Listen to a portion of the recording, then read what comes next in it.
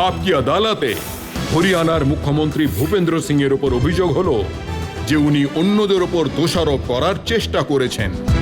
আপনি দুটো কথা বারবার বলেছেন। একটা কথা তো আপনি বলেছেন যে মিডিয়া ঘটনাটাকে অতিরঞ্জিত করে পেশ করেছে। আমি মিডিয়াকে দোষ দিচ্ছি না, আমি কিছু মানুষকে এই মিস ইনফরমেশন যারা দিয়েছেন, মিডিয়া সেটা ভেরিফাই করার চেষ্টা করেনি। এই এই এই এছাড়া কোনো ব্যাপার না, কারণ আপনি নিজেই তো শুনেছেন যে ১০০ মানুষ গর্তে পড়ে আছেন, কিন্তু সত্যিটা হলো বারবার আপনি গর্তের কথাই বারবার আপনার বলছেন। কথা আমি তো শুনেছি, আপনি তো বারবার একই কথা বলে যাচ্ছেন, বারবার একই প্রশ্ন করে যাচ্ছেন, তাই বারবার একই উত্তর দিতে হচ্ছে আমার। দেখুন, আমি তো আপনাকে মানে আপনিও আপনার একটা প্রশ্ন থেকে দ্বিতীয় প্রশ্নতে যাচ্ছেন না, ঘুরিয়ে ফিরে একই প্রশ্ন করছেন ঘুরিয়ে আমায়। ফিরে, তাই আমি একই উত্তর যতক্ষণ দিচ্ছি। আপনি আমি তো আই অলওয়েজ কাট স্ট্রেইট। হুডাজি যে সময় আমি তো আপনার সঙ্গে মোকাবিলা করতে পারবো না, আপনি তো রোজই একই সওয়াল জবাব করেন। আমি তো ছাপোষা চাষির ছেলে, আমি সোজা সাপটা কথা বলি, মনে যেটা আছে মুখেও সেটা বলি। সোজাই প্রশ্ন করি, আর কিছু না। কিন্তু সত্যটা এটাই, আপনি বলছেন যে টিভির লোকেরা প্রয়োজনের থেকে বেশি দেখেই জনতাকে খেপিয়ে দিয়েছে। না, আমি অতিরঞ্জনের কথাটা, এটা তো মিডিয়ারই কাজ, যা মর্জি লিখবে তাদের তো, আমি ওটা তো আপনাদের ইন্ডিপেন্ডেন্স আছে, কিন্তু আমি সেই সময় ওখানে পৌঁছেছিলাম আর আমি এই বয়ান দিয়েছিলাম মিডিয়ার সামনে, এতজন মানুষ আহত হয়েছেন, এতজন হাসপাতালে আছেন, আর সেটাকে ভুল যা বলার কিছু করার নেই আমার। তারপরেও আপনাদের স্ট্রিপে ৭০০ মানুষ আহত হয়েছে, চলতেই থাকে, এইটুকু তো আমাদের অধিকার আছে সত্যিটা কিন্তু তুলে ধরার যখনই জন্য। আপনি নিজের কথা বলেছেন তখন সেটাও মিডিয়াতে দেখিয়েছে, কিন্তু যে ছবিগুলো মিডিয়াতে দেখানো হয়েছে, যেগুলো দেখে জনতার মনে রাগ তৈরি হয়েছে, সেগুলো তো মিথ্যে ছিল না। না, মিডিয়াকে আমি তো ধন্যবাদ জানাই, মিডিয়াকে, কিন্তু মিডিয়ার উপর কোনো রাগ নেই আমার, কিন্তু এই ছবিগুলো আমি দেখেছি, সেই জন্যই জুডিশিয়ারি ইনকোয়ারি বসিয়েছি, এই আর কি। আমার মনেও কষ্ট রয়েছে ঘটনা নিয়ে, আমি এই কথাটা মানি যে ভাই অন্যায় তো হয়েছে, আর লোকজনকে জিজ্ঞেস করলে আপনি জানতে পারবেন যে যে গতিতে হরিয়ানার বিকাশ হচ্ছিল, হয়তো কিছু মানুষের সেটা হজম হচ্ছিল। আচ্ছা, এটা তো বলে দিন হুডাজি, এই লোকগুলো কারা যারা আপনার বিরুদ্ধে চক্রান্ত করেছে? আসলে আমি আগেই বলেছি, জুডিশিয়ার ইনকোয়ারি বসানো হয়েছে, আর এর থেকে বেশি মন্তব্য করা আমি বুঝি that is not the interest of justice.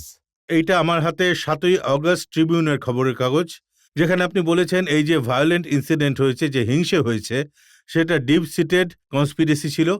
আর আপনি এটাও বলেছেন যে এর জন্য দায়ী অনেকেই আপনার নিজের লোক ছিল, আপনার নিজের পার্টিরই লোক ছিল। না, আমার নিজের পার্টির কারো কথা আমি বলিনি। এই ডিপার্টমেন্ট যার ছিল, সেই মন্ত্রীর কি কোনো দায়িত্ব ছিল? আগে নেগোসিয়েশন চলছিল না, শ্রমমন্ত্রীর আদেশ অনুসারে ৬টা নেগোসিয়েশন হয়েছে। আমি এটাও শুনেছি যে আপনার যিনি শ্রমমন্ত্রী আছেন, লেবার মিনিস্টার, উনি নাকি লোকজনদের মিস ইনফর্ম করেছেন, মিসগাইড করেছেন, ঘটনাস্থলে যাননি। না, যখন আমি পৌঁছে গেছি, মুখ্যমন্ত্রী পৌঁছে গেছে, তখন শ্রমমন্ত্রী আর কি করবেন, আমি তো পৌঁছে গিয়েছিলাম। আর এটা আপনি ভুল শুনেছেন, কিন্তু এই ডিপার্টমেন্ট তো শ্রমমন্ত্রী।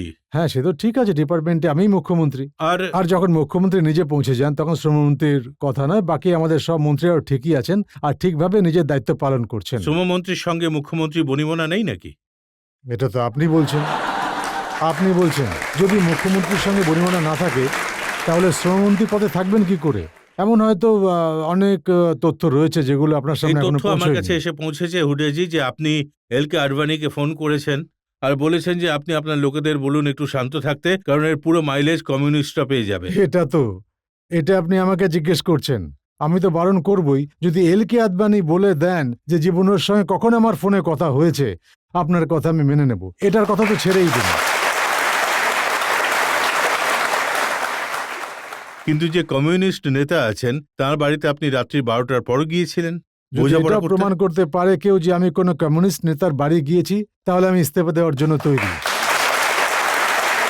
কোনো কমিউনিস্ট নেতা এটা বলে দিন যে আমি ওনার বাড়ি গিয়েছিলাম, তাহলে আমি আপনার কথা মেনে নেব। হুডাজি, এই সব কথাই খবরের কাগজে। কি কথা নিয়ে আসেন আপনি এবার? এই সব কথা কোথা থেকে কে বলে, আপনাকে কে ফিট করাচ্ছে? না, এগুলো কেউ ফিট করছে না। এই যে আমার কাছে খবরের কাগজে বেরিয়েছে, ১ আগস্টের হিন্দু খবরের কাগজ থেকে জেনেছেন, তাহলে সেটা তো আপনি ভালো জানবেন, আমি কি বলবো? এর জন্য আশা করি আমাকে দোষ দেবেন, এগুলো তো পেপারে ছাপা হয়েছে। কাউকে দোষ দিচ্ছি না, এটা ঠিক। যদি ওই সাংবাদিকরা আমাকে জিজ্ঞেস করতেন তাহলে আমি তো সত্যিটা বলে দিতাম। তো আপনার তো ধন্যবাদ জানানো উচিত যে খবরের কাগজে যদি কিছু চাপা হয়ে থাকে তার ব্যাপারে সাফাই দেওয়ার সুযোগ পাচ্ছে। আমি তো ধন্যবাদ জানাচ্ছি আপনাকে, তাতে কোনো সন্দেহ নেই।